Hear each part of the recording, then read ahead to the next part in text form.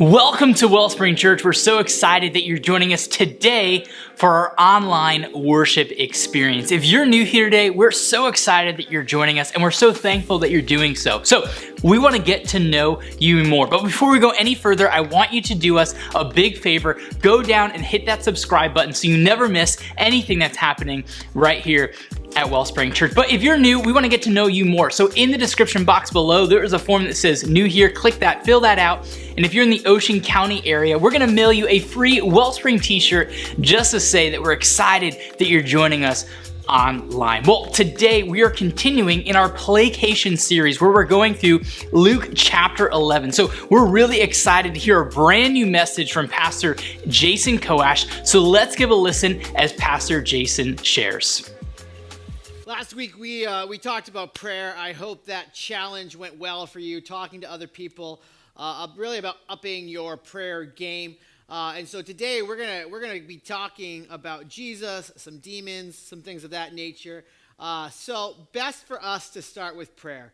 Would you pray with me? God, I thank you for this moment, Lord. I thank you for technology that allows us to preach your word and broadcast your word. Father, there are a slew of reasons why people are watching this right now. Lord, I pray that through the power of your Holy Spirit, you would speak, you would move, you would help us to see you clearly, to help us follow you, give it all to you. We love you, Jesus, in your name, amen. If you watch ESPN, if you're talking with a bunch of sports fanatics, there is kind of this age-old question that if you could pick said player in their prime, like who would you start a team with? If you were starting a team right now, what player in their prime would you start the team with? In essence, like who's the greatest for this type of a scenario? So like in the world of basketball, we're in the middle of the playoffs. Would you pick LeBron? Would you pick Michael Jordan? Would you pick Larry Bird? Who would you pick if you had to start a basketball team right now? Kobe. Like who are we going to pick in their prime to start a basketball team with to win it all? If you were going to go to the world of football, what quarterback are you going to pick to start it all? To start a team with and win the Super Bowl? Is it going to be Brady Manning? Is it going to be any of the greats, Montana, Young, Marino? Like who are you picking to start your team with to then win a Super Bowl? You have a desired outcome, and what great player are you going to follow into that desired outcome? Now, I can guarantee you this. If you're in the sports world, none of you said Bill Russell. Some of you don't even know Bill Russell is a basketball player. But did you know Bill Russell, the basketball player, won 11 championships? Do you know that Bill Russell played in 10 infamous Game 7s throughout his years of playoff basketball? And he is 10-0 in Game 7, the deciding Game 7. Statistically, he would be a great one to help you win a championship with. I bet you none of you said Terry Bradshaw for the quarterback that you would pick to win a Super Bowl with. But he was 4-0 in the Super Bowl. He brought his team 4 times to the Super Bowl and won every single time.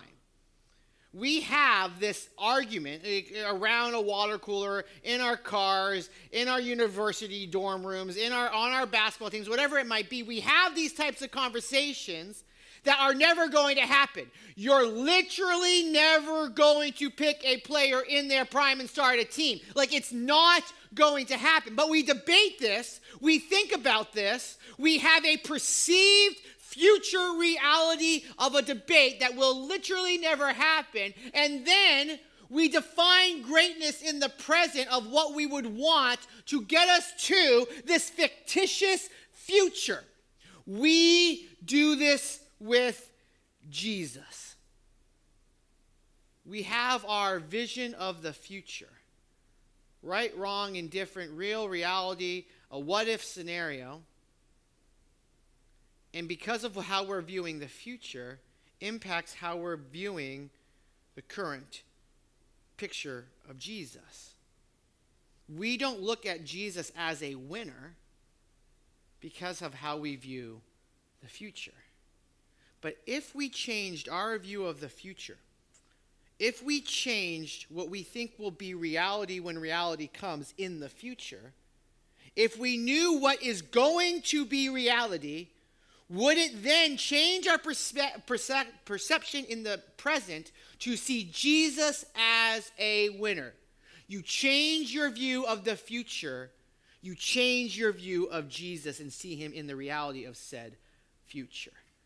We're going to pick up again in Luke chapter 11. I mentioned that a little bit on the outset. We're working through Luke 11 and 12 throughout the summer. I want to read you just the first verse. We're going to pick it up in verse 15 where we left off last week. Verse 14. Here's what it says. Now he was casting out a demon that was mute. When the demon had gone out, the mute man spoke, and the people marveled, but some of them said.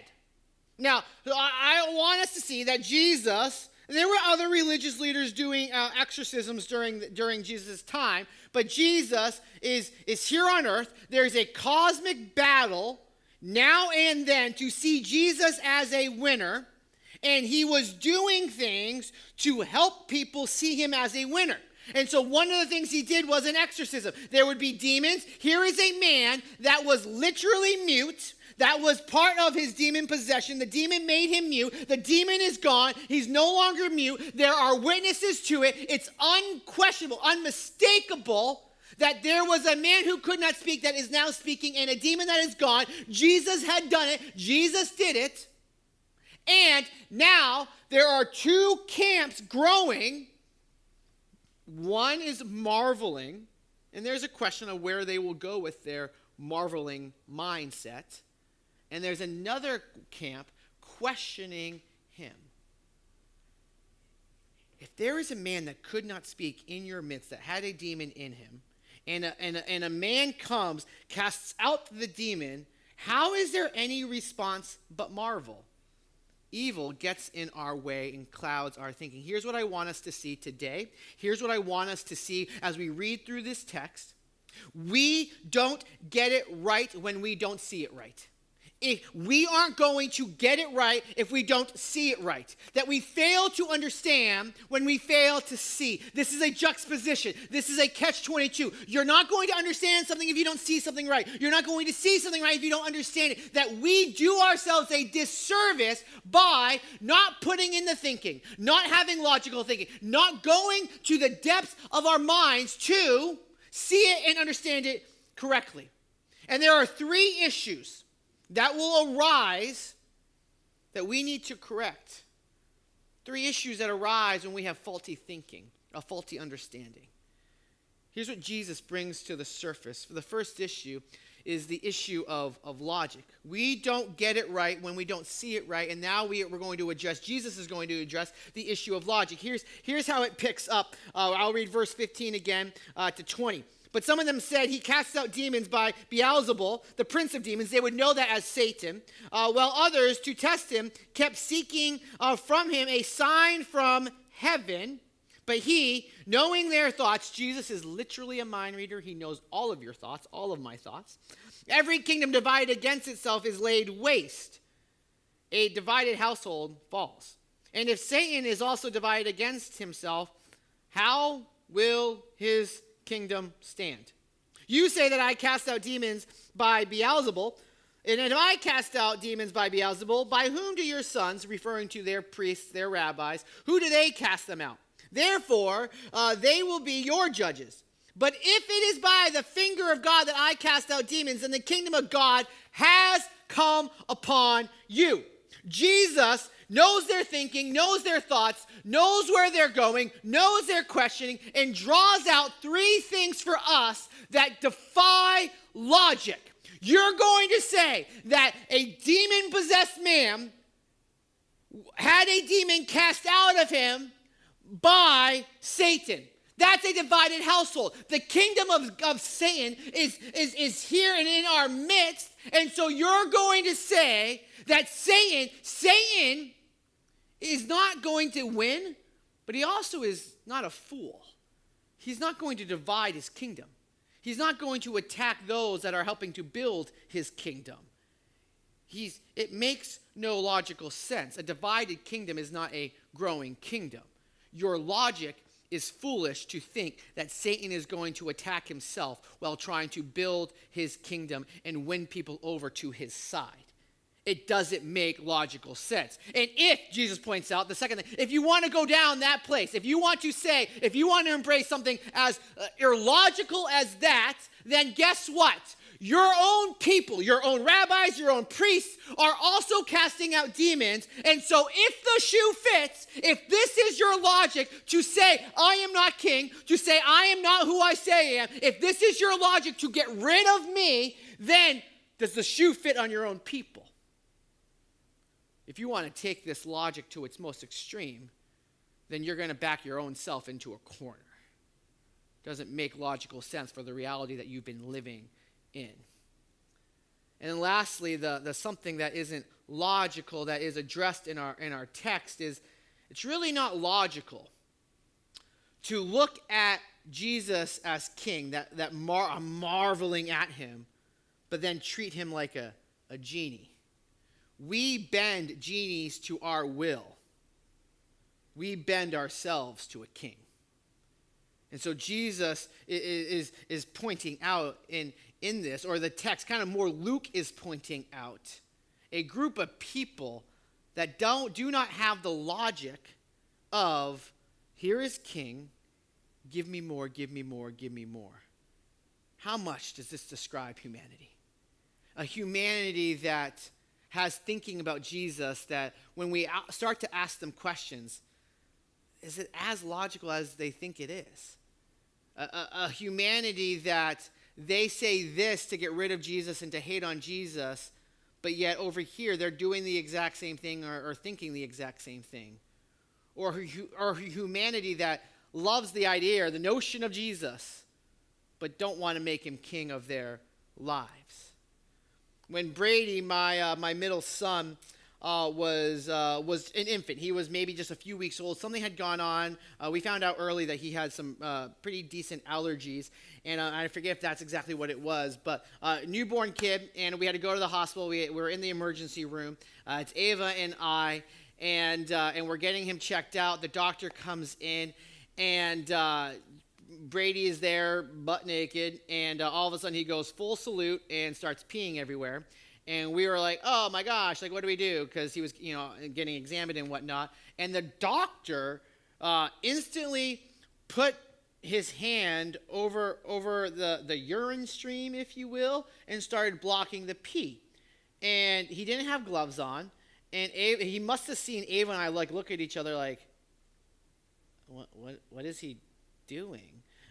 And all of a sudden he looks at us, he goes, oh, don't worry, pee is sterile. A newborn's pee is sterile. It has no contaminations. You could drink it if you want to drink it. And they were like, the heck we could. And I was dumbfounded in the moment. And it leads me to say this, you have to be some sort of confident that that pee is sterile based on being a newborn child to be able to put your hand in it, let alone drink it. How confident are you in your thinking to go to the point of action? How confident are you in your thinking that you could drink the pee, that you could put your hand over it? We will say things of Jesus that, I don't believe that Jesus died and rose again.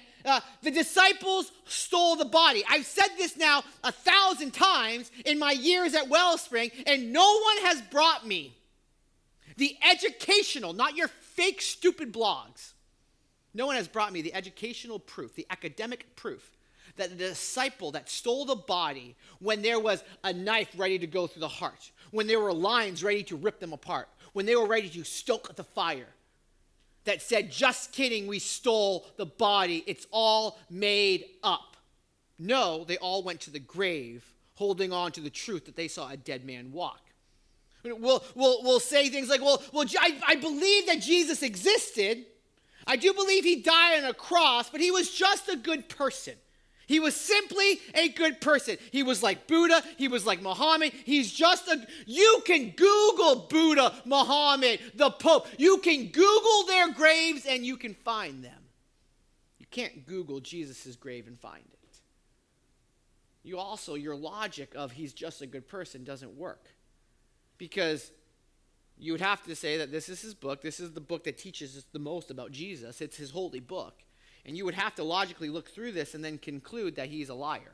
Because he said he's more than a good person. He's a son of God. You'd have to conclude that he said some pretty crazy things and that, well, if he's a lunatic. So the good person thing doesn't logically work when you look at the words of Jesus. You could say he just doesn't exist. Well, there is just at this point far too much evidence that he did exist. It does not make logical sense. It doesn't make logical sense to believe that he is something special, but yet demand more and more from him like he is a genie. So is your logic hindering you from seeing Jesus for who he is? Is your logic forcing you to see Jesus as a genie instead of Messiah? In your thinking around the person of Jesus, what you see, how you see this world playing out, is your logic getting you to the point where you could actually bet your literal life around your literal future that is coming your way? Are you willing to bet your life on your thinking with the person of Jesus? The second issue at hand that I think is brought up in this text is we don't get it right if we don't see it right. There is the issue of logic, but then secondly, there is the issue of peace. Here's what Jesus goes on and says. When a strong man, verse 21, fully armed, guards his own place, his goods are safe. Things are good. But when one stronger than he attacks and overcomes him, he takes away his armor, which he trusted, and divides his spoil. All that he trusted in is now gone. Whoever is not with me is against me, and whoever does not gather with me scatters. Jesus brings out this argument of a facade of peace. You have a strong man that thinks life is good, all is good. I'm guarding my palace. I have walls, I have guards, I am the strongest person present. Everything is at peace, everything is good until one stronger comes. I feel like the best soccer player on planet Earth when I'm playing against my kids. But when I'm playing against MLS players, I no longer feel like a great soccer player. Why? Because they're greater and I'm not. We have the facade of peace. We have the facade of greatness until somebody comes that is greater. I feel safe in America, but if I'm truly honest, I've never examined the Coast Guard. I've never been to any of their buildings. I have people on TV telling me that we're the greatest country in the world. I have people on TV saying how safe our infrastructure is, but I've never examined them myself. I'm trusting that I can live in peace until something happens in our country that would break down my feeling of peace. What Jesus is bringing out here is that you got to pick one. Are you truly at peace? Is what is giving you peace truly peace? Is that feeling, could it be taken by another? Could it be gone in a moment? Could someone stronger come and all of a sudden make you not feel like you are at peace? Jesus is pointing to himself in regards to what has come with Satan. Satan being here, Satan's kingdom, what he said in the earlier text. The finger of God. They would know that meant Exodus. They would know that meant that the finger of God that can write tablets. They would connect that back to the God of Egypt, that the God of the Israelites that took them out of Egypt. Jesus says in the earlier text presented him as the greater kingdom. Now he's presenting himself as the greater man that is present. If a stronger man is coming and doing this demon possession, a stronger man that can, Satan is not strong enough to keep the demon inside the man, that Jesus is stronger, able to come and take the demon out. The stronger one is present, so there is not peace present. Where do you get peace? Where do you feel at peace? And could it be gone in a moment? You have to choose. Where will you find lasting peace? I am now at the age that I would like to call the ibuprofen age. I wake up and I have to take Tylenol, ibuprofen for all the areas in which I'm sore, especially on Mondays because I play soccer Sunday nights for an over 30 league. And so I'm sore on Mondays, and I have to pop some ibuprofen. When I got my list of everybody on my team, there was one gentleman in particular that plays defense. I was like, so thankful because I'm a goalie that he was on my team. And he had 2 games in, he hasn't shown up. And I ran into him at Jersey Mike's in Bayville. And come to find out, we are similar ages. And he is no longer playing soccer because he was in another league. Someone tackled him. He's like, it was maybe a little bit dirty, but it was just a soccer play. And I tore my ACL, he said. And so now he's at the age where he's already had knee surgery, that if he goes the route of playing again, it's going to require more surgery. It's going to do more damage, more scar tissue. He's like, I am now done with soccer, not just for the season, but forever. Here is a man that felt at peace to play soccer. With one tackle, he is no longer able to play soccer ever again. Where do you feel at peace? Does the peace that you feel perhaps give you a false sense of justification? You feel at peace because your family is intact. What happens when it's not? You feel at peace because your bank account. But what happens when your bank account goes away? You feel at peace because of your job, but what happens when your job goes under, your position goes under? You feel at peace and you feel justified. I don't need Jesus because of life is so cushy, life is so good, I'm at peace. I have no need for Jesus until I do. Are you putting your peace this moment in things that could be gone in a moment? Are you finding peace in things that truly won't matter when it all comes to an end? The king that you're establishing for yourself to bring you peace, will your king matter when it all matters? Where do you find peace? And does your peace give you a false sense of the reality before you? And so we don't get it right when we don't see it right. There's the issue, of logic. There's the issue of peace. But then lastly, Jesus brings out the issue of almost. In verses 24 and 20 through 26, Jesus says this: when the unclean spirit has gone out of a person, going back to this demon possession thinking, it passes through the waterless places seeking rest. He's referring to a Jewish folklore that would say a demon-possessed person, the demon's gone, goes through like this waterless place and finds new people to encounter. It's like this Jewish thinking tradition, whatever. And finding none, it says, I will return to my house, which I came, and when it comes, it will find the house swept and put in order, that the place in which it left now looks better. Then it goes and brings 7 other spirits, even more evil than itself, and they enter and dwell there. And the last state of the person is worse than the first. Jesus is bringing out the fact that you and I can come to a religious place. You and I can experience the demons leaving our lives, us cleaning up the person, the house that is our lives. We look better. We've cleaned up the house, but we've left the door wide open for whomever to enter. The demons in our lives, the demons of past, the demons of past Jason, the demons of you watching this screen, the demons of your past, perhaps many of them are gone. Many of us could look at our current lives, not all of us, but some of us could look at our current lives and say, we've cleaned up the house. But have we cleaned it up and put our guard down? Have we cleaned it up and left the door wide open? Because what happens is you can clean up your lives, you can put your guard down, and then things can come back with a vengeance. Things can come back. If we don't fill up the house, then there is room for whomever and whatever to enter in. We are looking to clean up the house, yes, but we are looking to fill up the house with Jesus, and then you will find that it will become clean. There's no middle ground here. There's no get rid of demons and then just kind of live an average life. It's get rid of demons and say yes to one spirit or the other. You're saying yes to the spirit of Jesus or yes to the evil spirits. It's one or the other. Even though the demons may not be currently present, you've left room for them to be present whenever they want to be present. So we can't pick and choose. It's one or the other. There is no middle ground.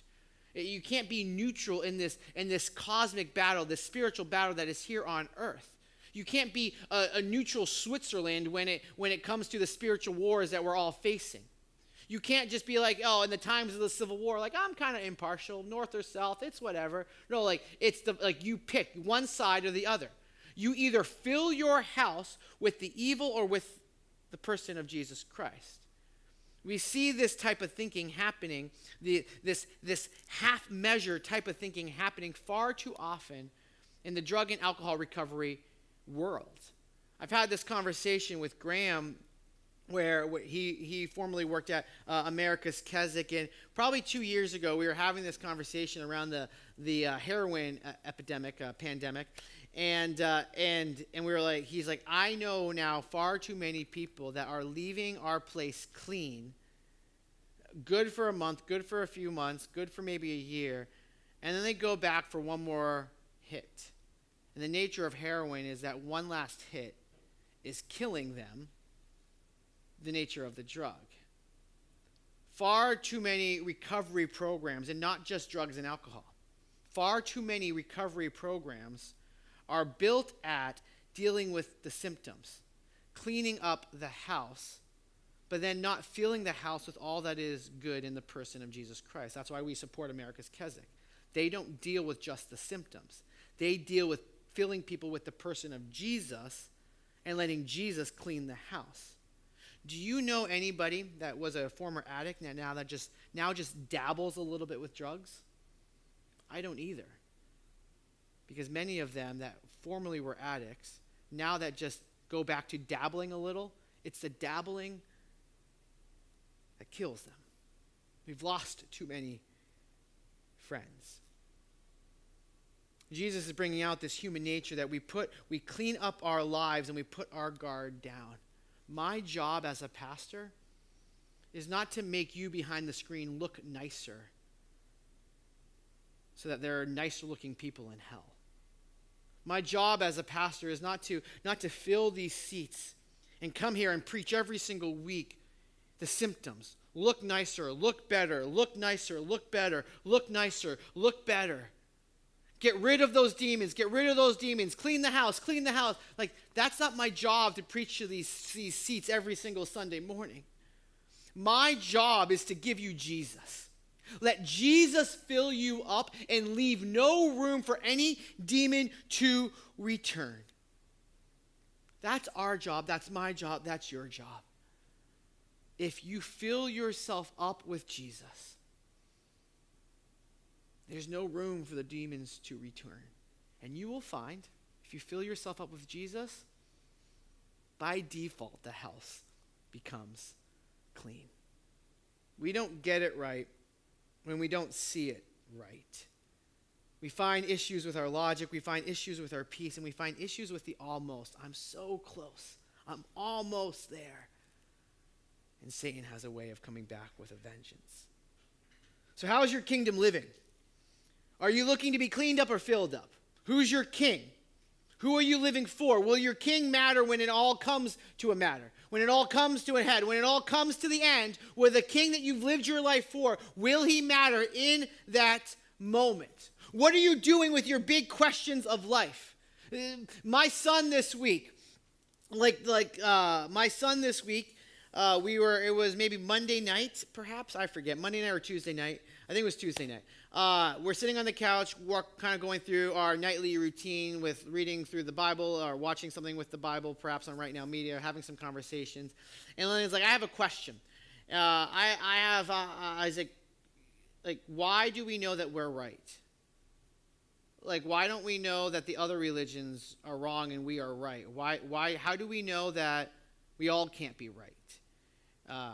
Why can't we all serve our God and still end up going to heaven? Now, Pastor Jason wanted to be like, no, you stop that thinking, squash that thinking, and get rid of that thinking. That's evil. But that's not healthy. That breeds conformity. And so in the moment, I had to protect Landon to have that unit, the family unit, be a safe place to ask those questions and to be like, yeah, buddy, like, totally get that thinking. I've thought it myself. But yeah, Jesus said, I'm the way, the truth, and life. No one comes to the Father but through me. And yeah, like you can with good intentions think you're right and still be wrong. And so that's why we need to share Jesus. That's why we need to share with people our faith so that they can understand maybe the flaws in their thinking, the gaps in their thinking, that all roads don't lead to God, that there is one way open to everybody. And so if everybody's right, is anybody right? Because a lot of it contradicts itself. And he thought, and he got, I don't know if he fully gets it. He'll probably grapple with this again at some point. But the point being is he had a safe place to ask these questions. He had a safe place to bring this up and to reflect. And so my question is, like, where is your safe place? Where are you looking at the person of Jesus and wondering, is this evil? Where might you be looking at the person of Jesus and wondering, well, is it Jesus plus? Oh, Jesus is cool, but what about this person? What about this person? Did Jesus really rise from the grave? Like, do you have a safe place to ask those questions and to be led towards truth? And so that leads me finally to our challenge. My challenge for you, based off of what Jesus is bringing out here, to help us see, to help us to think, to help us to grapple with him correctly. Because a group of people didn't do that. There was issues with their logic, issues with their peace, issues with being so close. Where do you go to grapple when this is a reality for all of us? We all grapple, and that's okay to grapple. And so my challenge is to do the reasons for God. We'll link below a Right Now Media where you can sign up for free for Right Now Media. We can gift that to people that call Wellspring home. Then on Right Now Media, which is like the Christian Netflix, there is a study called The Reasons for God by Tim Keller. And it goes through 6 big questions. Can I trust the Bible? Did Jesus really exist? Why do bad things happen to good people? Questions that you and I have all asked. But we don't all have safe places to ask these questions.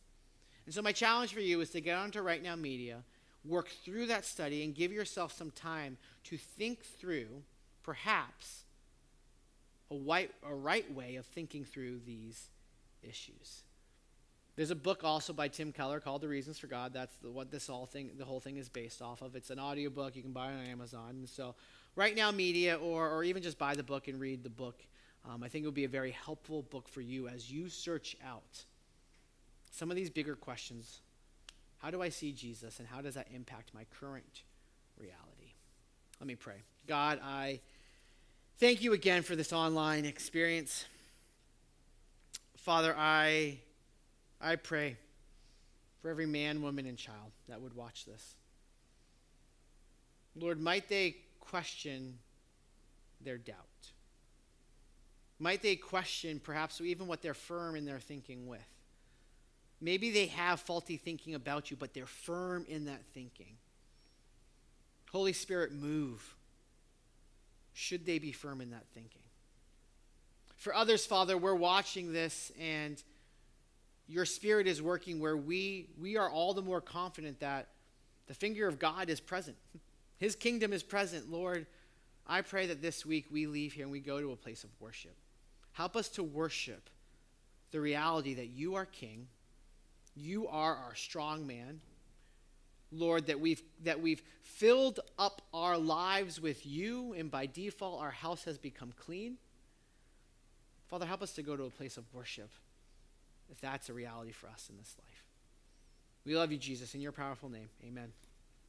Well, thank you so much for joining today's online worship experience, and I highly encourage you to take Pastor Jason's challenge and join our Reasons for God group. It's going to meet starting June 12th right here at Wellspring Saturday mornings, and it's going to be an amazing time with Keith and Krista Elias to answer your questions as we dive into things like, man, how do I know the Bible is true? Why does God allow suffering in this world? How do I know that Jesus really rose from the dead? If you've ever had questions like that, real questions, then Reasons for God is right for you. So again, in the description box below is a sign up form. Click that, fill that out, get signed up, and spend some time with us for the next couple weeks on Saturday mornings for you to get your questions answered. Now, I also just want to say thank you to every single person here that gives to this church. Right now, we are having church outside. We have full band outside. We're doing our Sunday outdoor worship experiences during the summer, and we couldn't do that without those who sacrificially give every single week here at Wellspring Church to help support the mission and vision here at Wellspring Church. So thank you so much, and if you want to partner with us, you can do so. There are information on the screen for you. But remember, if this is your first time joining us online, we don't want anything from you, but if you call Wellspring Church home, we would love for you to partner with us financially so we can continue to do what we know God has called us to do. Now, also one more exciting thing, you may be watching live right now. Well, at 12 o'clock right here at Wellspring, we are doing a board game and video game afternoon. So if you would like to do that in your local, come on down. Everyone is invited. We're just gonna have tons of tables set up around our church. We're just gonna play board games and we're gonna have video games set up. So bring some lunch and just hang out with us. It's going to be a great time. So again, that's happening today live Sunday at 12 o'clock right here at Wellspring. Okay, that's it for today's announcements. Again, thank you so much for joining us online, and stay plugged in with us throughout the week. You can join us on Facebook, Instagram, YouTube. Again, thank you so much, and we can't wait to see you again next week, whether in person or online.